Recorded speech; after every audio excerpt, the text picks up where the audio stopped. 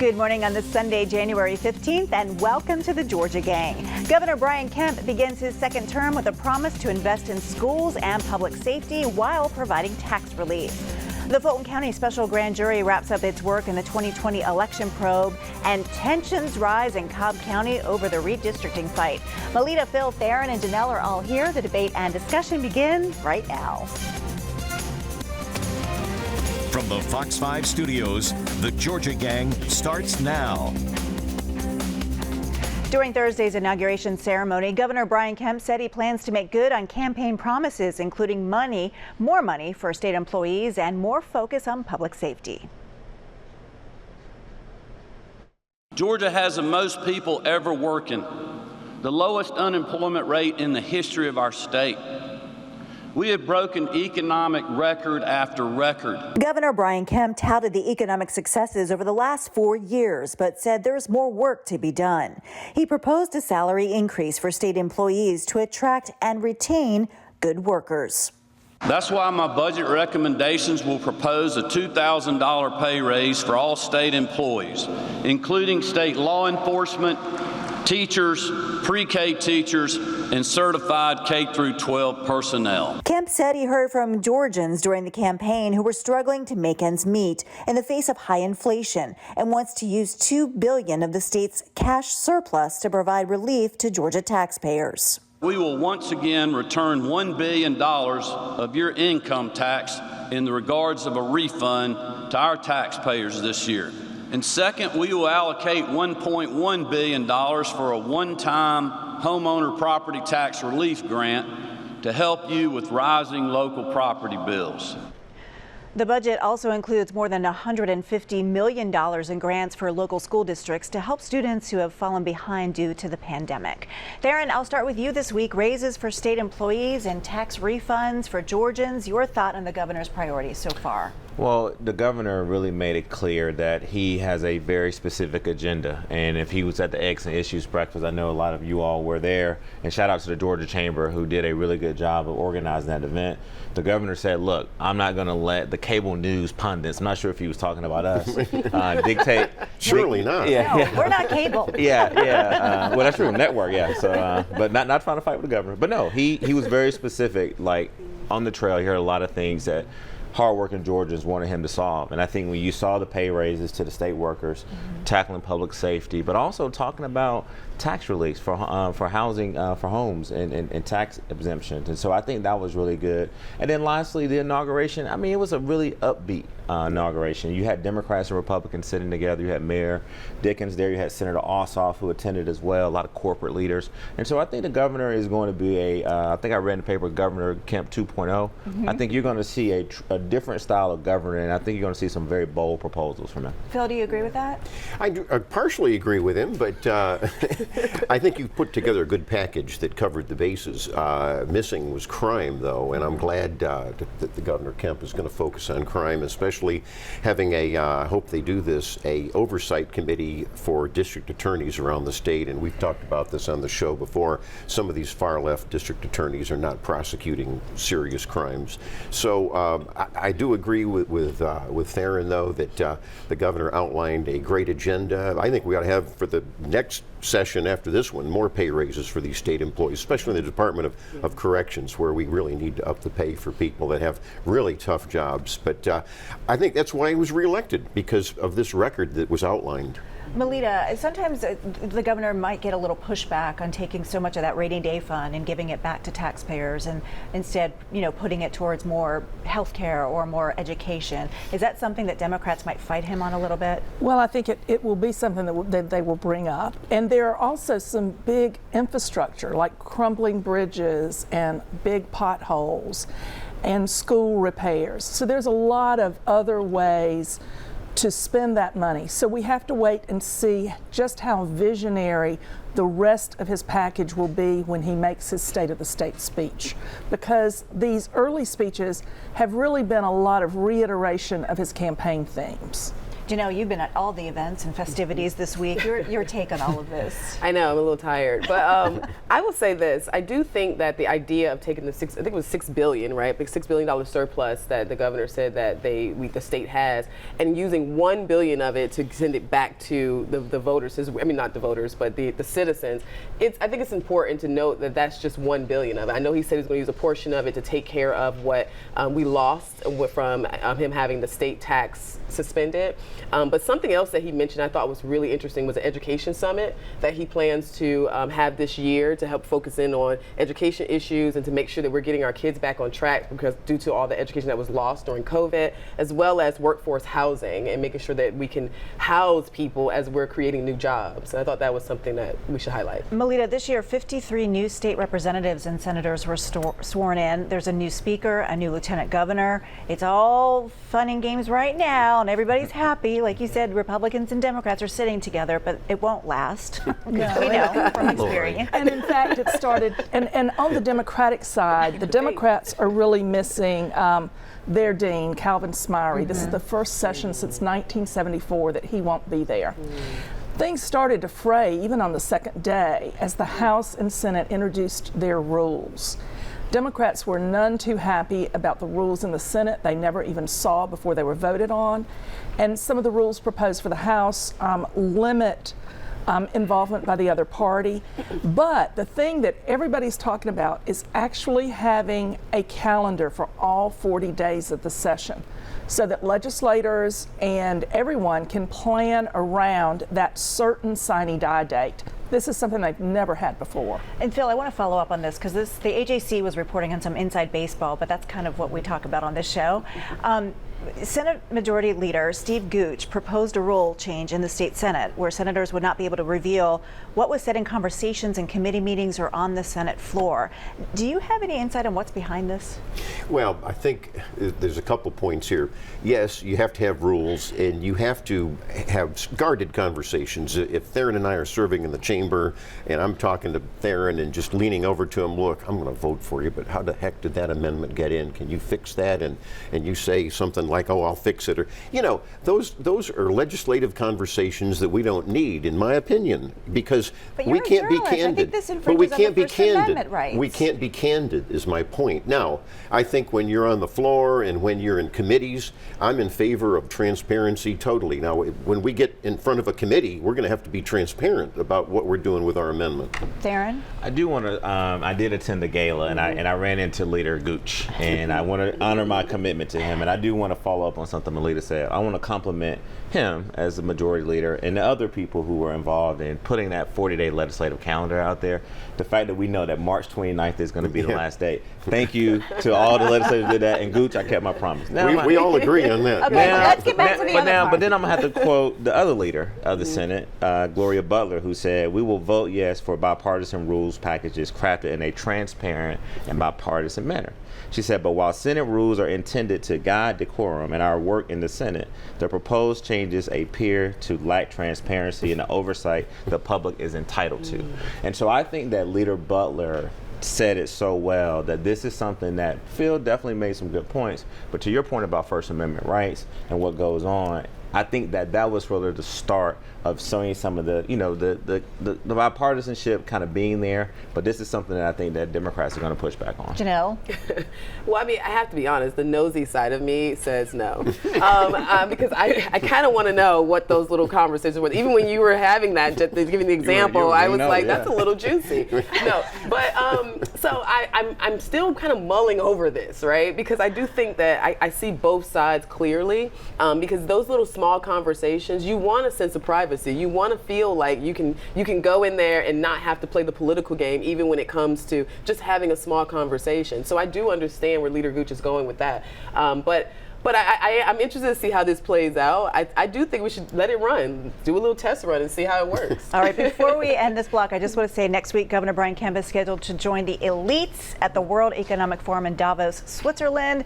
We'll be discussing what he had to say next week because we're running out of time in this block. But coming up, the Fulton County Special Grand Jury finishes its report looking into whether former President Donald Trump and some of his allies interfered with the 2020 election.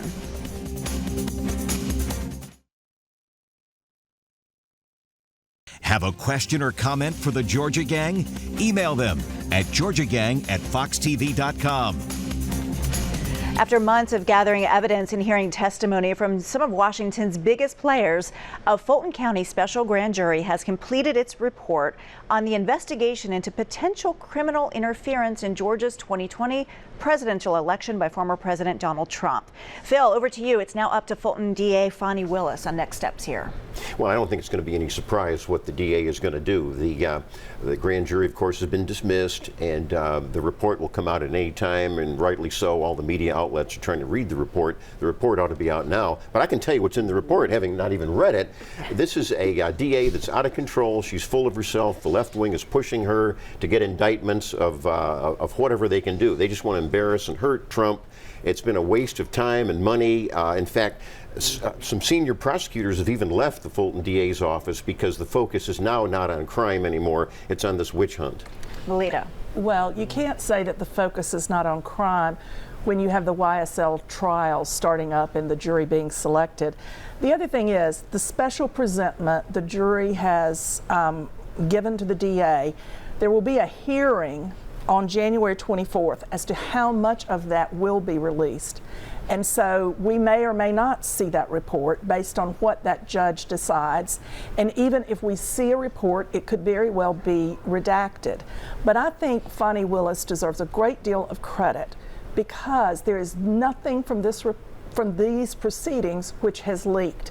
The only things we know about that grand jury are the things which have come out as people fought subpoenas. Well, apparently Phil thinks he knows what's in this report. Yes, But as Melita said, a judge will determine on January 24th on whether this report will be made public. It would be interesting because we don't know if they made any recommendations there. Well, one of the points I want to make is that the actual jurors on this special grand jury wants the report to be released publicly. And so now we got to have this hearing. The other thing that I want to just warn our viewers is that let's say it is released and it's maybe redacted. I think that the people who don't want the public to know what's in that report are going to hold us up in lawsuits. And so we may have this extended even months going through a lawsuit because I think that what we saw is that we can't overshadow this. There have been attempts to prolong this process. DA Willis was very cooperative with Governor Kemp and other Republicans, but also Democrats, and making sure that everybody had enough time to participate in this investigation. So I think it should be released to the public, and I think the public deserves to know what's in this report. Janelle. Yeah, so the reason why I believe nothing has been leaked because there's nothing to leak. I mean, there's nothing found, there's nothing juicy, there's nothing that actually creates a stir in the public. So I think that's why we haven't seen anything leak. But I think the report needs to be released in its totality because this is something that you said was an issue that's something that affects all of us as voters because this is based on an interference into elections. If that's the case, then we need to see it all. I don't want to see a redacted version. I don't want to see anything that shows that creates a narrative. I want to see exactly what it is and let us decide. I think it should be released. Melita, final word on this one. Well, whether or not the report is redacted may have a great deal to do with whether there it would impact a future trial if there are indictments. And the other thing is there would be a separate track for any appeals about the release of the report and whether or not Fani Willis as DA could go to a different grand jury and seek indictments. Those would be two separate tracks. Well, there will be indictments. All right, we'll leave it there. Melita, back to you because Secretary of State Brad Raffensperger announced an upgraded voter registration system that it's ready for launch. It's supposed to make it easier for voters to change their addresses, which could lead to shorter lines during voting periods. Your thoughts on this? Well, it sounds like a good system, and it's not just the changing of addresses. It's when you show up to vote, you hand them your driver's license. You don't have to fill out that little piece of paper. So instead of taking 2 to 3 minutes to get your card and go to the polling place, it'll take less than a minute. Phil, this is something that the Secretary of State, Brad Raffensperger, has worked on for years. Well, he has, and it sounds good. I always like when we roll out these things to test it, maybe in a locality or a county, and let's see how this works. Yeah. A federal court judge ruled that Fair Fight Action must pay back Georgia taxpayers for the voter suppression lawsuit the group filed against Secretary of State Brad Raffensperger and the state of Georgia. Now, the group, backed by former gubernatorial candidate Stacey Abrams, will have to pay about $250,000 for transcripts and copies in the case that lasted 4 years. Janelle. This is just, I mean, watching this empire crumble is just so delightful because we knew it was going to happen, number one. This is not, so let's just be clear, when she filed this lawsuit, it wasn't a play, it didn't play Republicans because we already knew that it was a fraud and it was fake and there was no suppression. It played Democrats because what I saw was that there were a number of Democrats who were running around doing media hits talking about all these levels of suppression that did not exist. They were spreading her talking points. They were posting and debating on social media and creating all this uproar around something that just did not exist. It was a bunch of money that was wasted, time and energy that was wasted, and she needs to pay it all back. I'm with it 100%. I'm ready to watch this empire fall. Well, she's not paying the legal fees on behalf of the state, but she is paying this. Well, she's been ordered to pay this. We know whether there will be appeal on that. But Theron. Yeah, I mean, look, the state has a right to recoup money that they've spent, and this is what you see, I think, is Attorney General Carr's office who's leading this charge, and they're going to pay the money back. And, you know, while I do think that the efforts in its totality to really accomplish these lawsuits and get a favorable ruling was not successful, I do think that Fair Fight brought up some very legitimate points about voter irregularity, some of the challenges that people face when they were going to vote. And, you know, we had a federal judge, while he did not rule in their favor, he did say that there were some definitely obstacles that needed to be fixed when we come to voting. He said that all of those points were wrong and he threw it out. Judge Steve Jones deserves credit for that, and Janelle laid that out very well. And yes, there is a God in heaven. Finally, there's some justice to get Stacey Abrams to let's claw back that money. No, during the course of the lawsuit, some of the issues brought up by the lawsuit were corrected in subsequent legislation, and therefore those issues became moot. Okay. Janelle? Yeah, that's an interesting point, right? So when she initially put this out here, a lot of the stuff that she was saying was she was coming after the voting machine and saying that the machine, something was wrong with the machine. All the stuff that I heard, now when the Republicans say it, we're being told that we're conspiracy theorists, we're making all this up. She said the exact same things. So obviously this is something that we knew ahead of time. And when it comes to correcting these things, there wasn't anything that she can point to directly that she can say holds particularly black people back, because that was her message. She said that this was causing black people to have a hard time voting, which is extremely insulting, because when you think about it, it's a law and these are bills, policies that are in place that affects everybody. So to assume that we're not capable of being able to utilize those same laws and policies the way everybody else is where the insult lies. And that's what she continued to spew. Theron, I got about 20 seconds. No, I'm done with it. Look, at the end of the day, I don't have enough time to push back on Janelle and really give her a history lesson about, seriously, about how black people have had the struggles. That's why I said. So I don't need a history lesson on something I've lived. No. Okay, but let him finish. You grew up in Connecticut.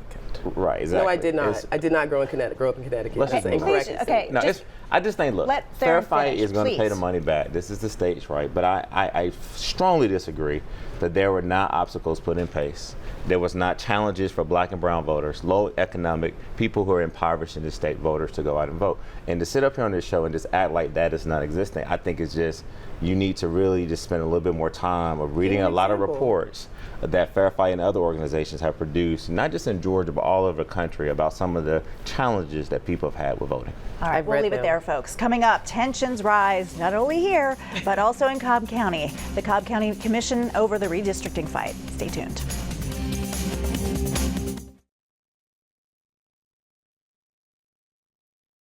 Join the discussion on the Georgia Gang Facebook page and watch past episodes on the Georgia Gang YouTube channel.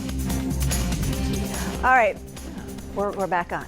Republicans at the first Cobb County Commission meeting of the new year refused to vote on any legislation after Democrats' renewed district lines passed by the legislature. Chairwoman Lisa Cupid threatened to have the two Republican commissioners removed if they were not going to follow board rules. Phil, give us some insight here, because it got pretty heated. Well, it did, and let's put this all in perspective. When there's redistricting and the maps are drawn for our political boundaries, and in this case with the state legislature, the state constitution stipulates that the legislature can do this. And so what Chairwoman Cupid is doing is just spitting on the state constitution. She's arguing that the county commission can draw their own map. Of course, it's a Democratic dominated commission, but it doesn't make any difference who dominates what.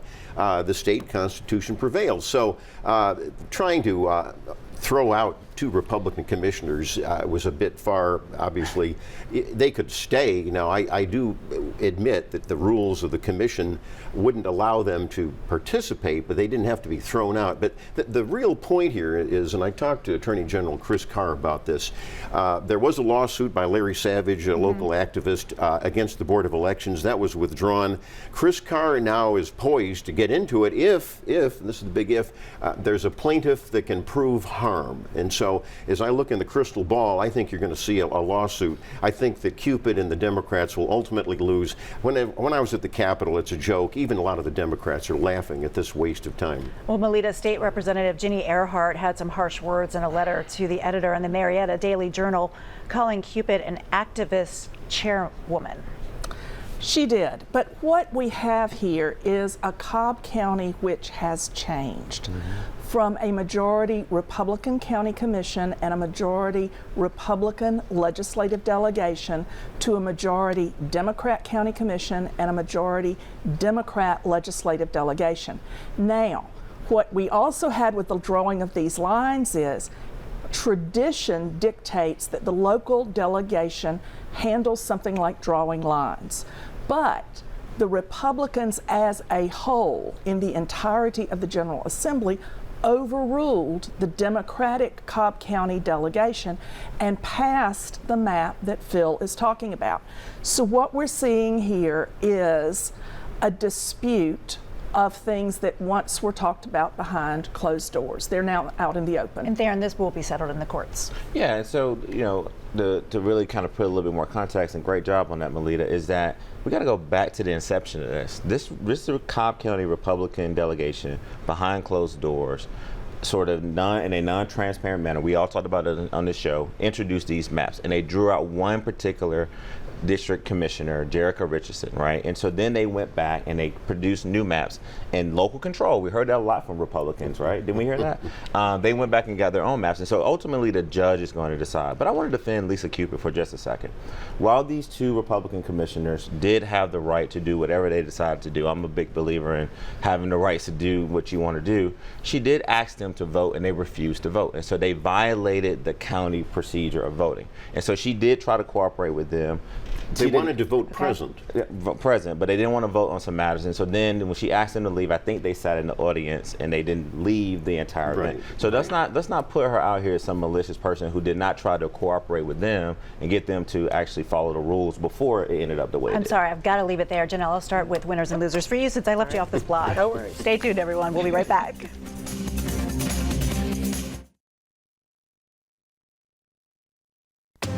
Time now for the week's winners and losers. Okay, let's bring you all together again because we can all agree that the Georgia Bulldogs were the big winners, back-to-back national championships under Kirby Smart and Stetson Bennett. I mean, he has such a Cinderella story, so that's how I'm bringing you all together today. Yay. Janelle. All right. So I want to congratulate everyone who was sworn in this past week. I'm looking forward to seeing what happens and how they get to work. I also want to give a shout out to Neil Pruitt, who's the new chair of the Georgia Chamber, as well as Chris Clark, CEO, and the entire team for putting on a great Eggs and Issues. I know you've been to a lot of them. And then I want to encourage people to check out the Peach Pundit again. That's something that is really moving forward. We have new leadership, everything is just new. And I really want to encourage everyone to check it out and get kind of both sides of the aisle perspective. Oh, I forgot about that. That's a good reminder for us folks. Okay. My first winner is going to be Teresa Hardy, who's a dear friend, big-time viewer of the show. She just was recently ordained as a minister. You know Teresa, a really good Democrat in DeKalb County. Also ran into Mary and John Huntz, who lives in Morningside.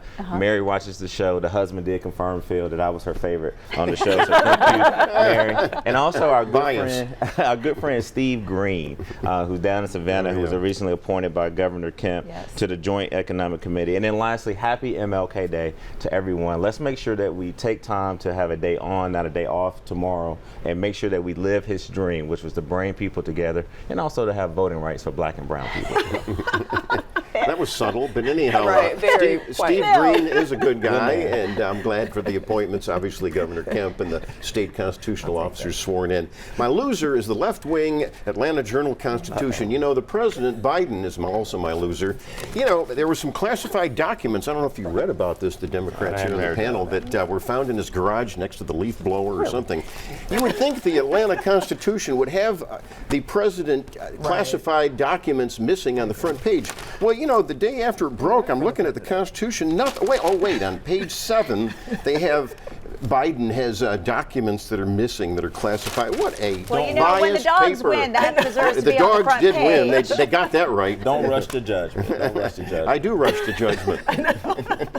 All right. Well, even before I knew what Phil was going to say, I was making the Atlanta Journal and Constitution my winner because of their fine investigative reporting on squalid and unsafe Yes. conditions at Georgia apartment complexes and their very rare front page editorial urging lawmakers to pass reforms.